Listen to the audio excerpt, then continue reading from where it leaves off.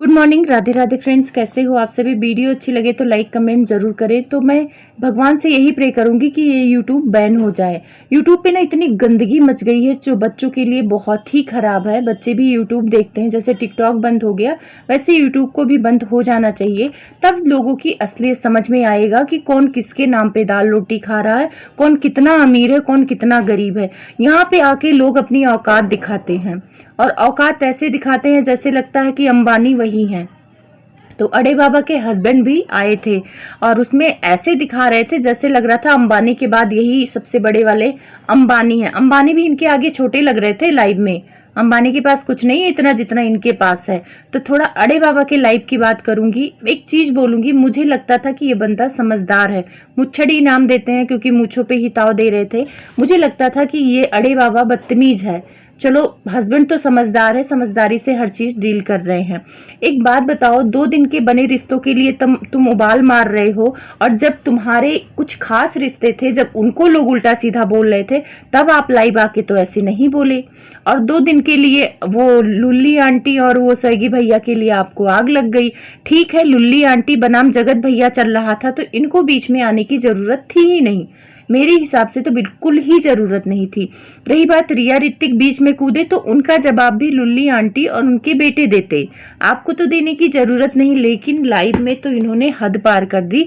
धमकी और ब्लैकमेल पर उतर आए कि देख लूंगा, जितना तुम मतलब साल भर में कमाते होगे ना, उतना मैं महीने में कमाता हूँ, जगत भैया को बोल रहे थे। तो एक तरह से देखा जाए, मुझे नहीं लगता कि आप इतना कमाते होंगे। आपका घर बार, एक किचन तो आपका ढंग से बना नहीं है। मुच्छर भैया, किचन को ही देख के आपके अमीरी का पता लग रहा है।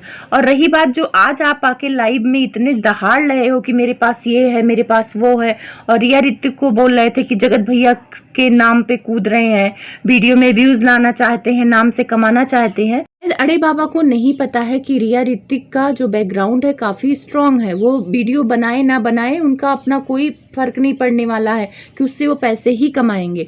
और रही बात जगत भैया का, सपोर्ट किया तो वो दोस्त हैं, उनको सपोर्ट किया तो उसका जवाब देने के लिए स्वैगी काफी है। तो तुम्हें बीच में आने की क्या जरूरत है? तो इन्होंने खूब सुनाया, जगत भैया को भी सुनाया कि मुझे किसी से रिश्ता नहीं रखना है, ये वो। और यहाँ तक स्वैगी के लिए लड़ने आ गए। स्वैगी के लिए इसलिए लड़ने आ गए क्योंकि जगत भैया ने एक वीडियो बनाया था मस्ती वाला, जो भोजपुरी में काम देने वाला था कि स्वैगी 2 भाई है तो काम नहीं मिल रहा है, तो काम देने के बहाने, मतलब एक फनी वे में एक वीडियो बनाया था। और जगत भैया ने ये वीडियो उस वीडियो के जवाब में बनाया था जहां पे चुन्नी ओढ़ के स्वैगी ने जगत भाभी का मजाक बनाया था कि कैसे वो रोते हुए आई थी और उनसे बोला था कि मेरा पति खराब था।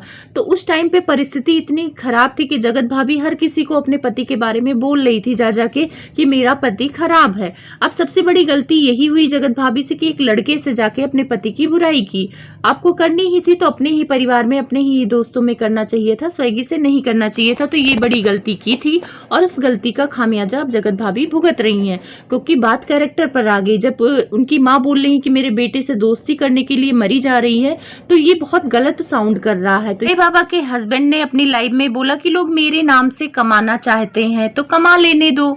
मतलब वो इतने बड़े हो गए, इतने बड़े यूट्यूबर हो गए कि लोग उनके नाम से कमाना चाहते हैं। तो ये टॉन्ट मारा था ऋतिक और रिया को, क्योंकि ऋतिक और रिया ने भी वीडियो बना दिया था वो लुलिया आंटी पे कि आपको ऐसे नहीं भौंकना चाहिए, किसी के कैरेक्टर पर नहीं आना चाहिए।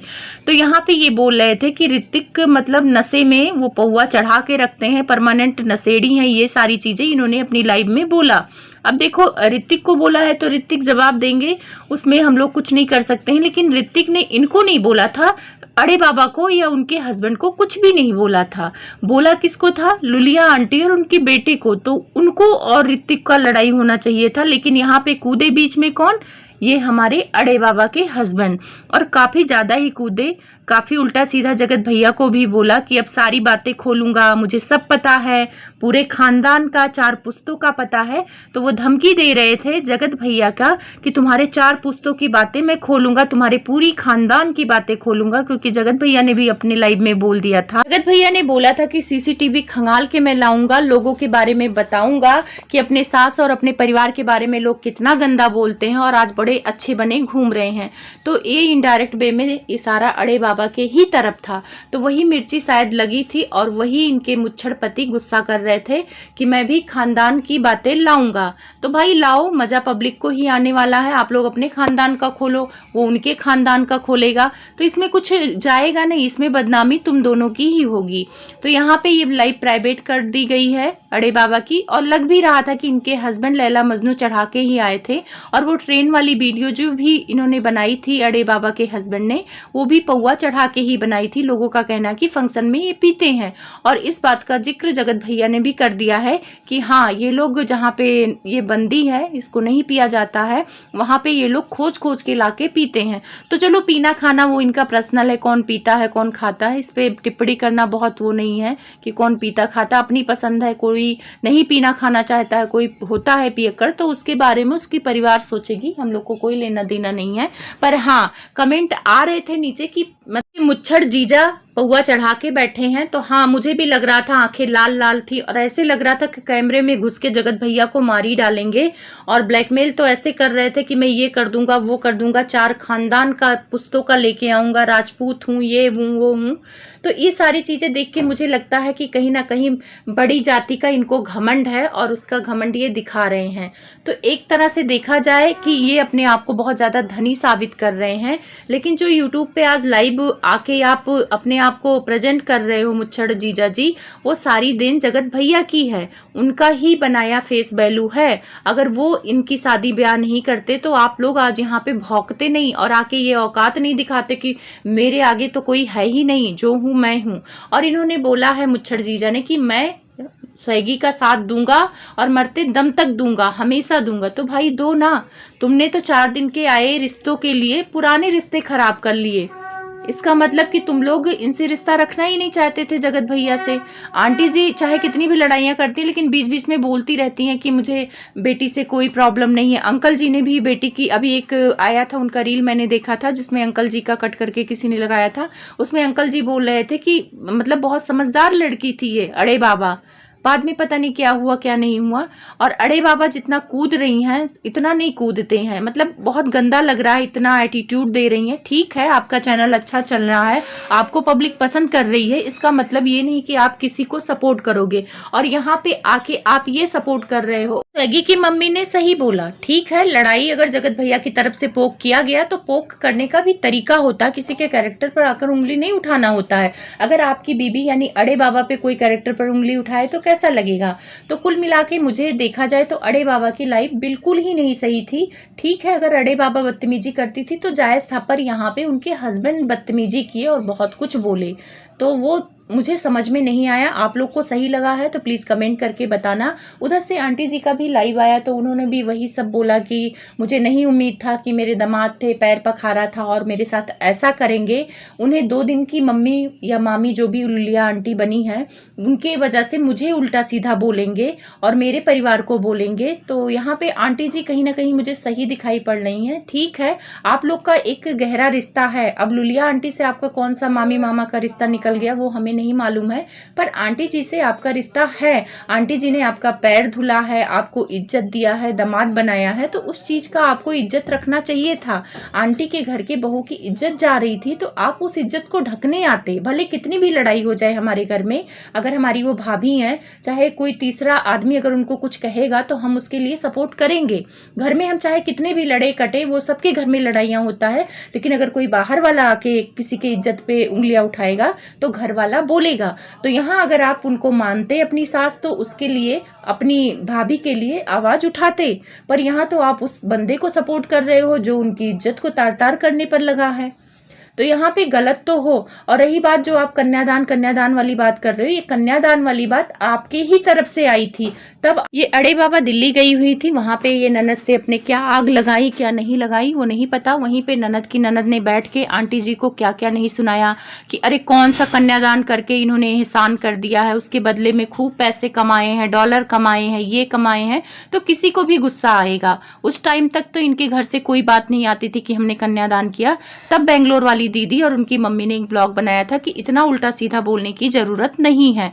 तब भी उसके बाद इन लोगों के बीच में सब कुछ सही हो गया था। उसके बाद अंबाला फंक्शन में गई थी, अंबाला फंक्शन से आने के बाद अंबाला का नाम लिया मिसकैरेज के लिए, तो वहीं से इन लोगों में प्रॉब्लम शुरू हुई। अब वहां पे जगत भाभी को इतना उल्टा सीधा बोला जा रहा था, तब तो इनकी फैमिली ना तो कोई लाइव आई कि भाई क्यों बोल रहे हो, भाभी की कोई गलती नहीं है, और ना ये मुच्छड़ जीजा आए जो आज लुलिया आंटी के लिए एक तरह से देखा जाए तो अड़े बाबा को भी कोई दिलचस्पी नहीं थी राज फैमिली में। वो भी मौके का फायदा उठाया, जब जरूरत थी तो थी, नहीं उसके बाद नहीं थी। और अड़े बाबा ने भी कह दिया कि कन्यादान मेरे पैसों को लेकर किया है, आंटी ने अपनी लाइव में बोला है।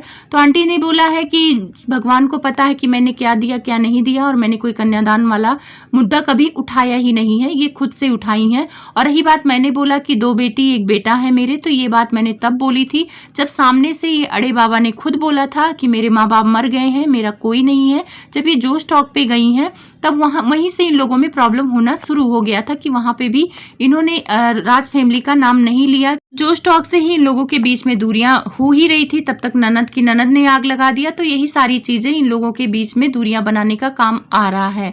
पर आंटी जी की भी लाइफ देखकर एक तरह से लग रहा था कि वो भी काफी दुखी हैं, और दुखी होना जायज है यार। किसी की भी बहू को कोई कुछ कहेगा, चाहे वो खराबी हो, तो बुरा तो लगेगा। लेकिन कहते हैं ना आंटी जी, कर्मा लौट के आता है। आप लोगों ने जगत दीदी के बारे में इतना उल्टा सीधा बोला, चाहती आप बड़ी थी तो सारी चीजें अपने बच्चे को रोक लेती, एक औरत की इज्जत बच जाती, चाहे औरत वो खराब ही हो। लेकिन कहते हैं ना कि किसी की इज्जत को ढक देना 100 पुण्य के बराबर है।